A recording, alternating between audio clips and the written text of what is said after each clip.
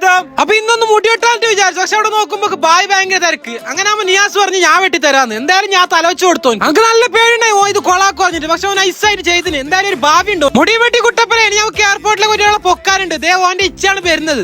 അങ്ങനെ നമ്മ എയർപോർട്ടിലേക്ക് എത്തി. ചക്കൻ കുറെ സമയം നമ്മളെ വെയിറ്റ് ആക്കുന്നതെന്ന് തോന്നുന്നു. പേര് പറയാൻ മറന്നല്ലോ, ഇതാണ് നിസാർ ഭായ്, ഖത്തറിലെ മെയിൻ ബിസിനസ് മാൻ. ഡെയിലി ഓരോ ബിസിനസ് തുടങ്ങും, പിറ്റേസ് പൊട്ടും. അതാണ് നേരെ പോയി അവന്റെ ഏട്ടനെ കാണുന്നല്ലോ. അവളുടെ പെട്ടിനെ എടുത്തിട്ട് കാറിനുള്ളിലേക്ക് എന്തും കിട്ടുമെന്ന്. അങ്ങനെ പിന്നെ പെട്ടി പരത്തലായി. എന്തേലും ഉണ്ടാവുന്നിട്ട് ഇങ്ങനെ നോക്കാണ്. അപ്പൊ ഇതാ ഒരു തൊപ്പി. സംഭവം ചെക്കായ ഒരു സ്വാലിത്തായ ചെക്കനാണ്, നമ്മളെ പോലെ ഒന്നും. പിന്നെ നോക്കുമ്പോ ഇതാ കുറച്ച് ഓട്ടമില്ലാത്ത ചെട്ടികളും. ചെക്കൻ വന്ന് കേറില്ല, തുടങ്ങി അപ്പളേക്കും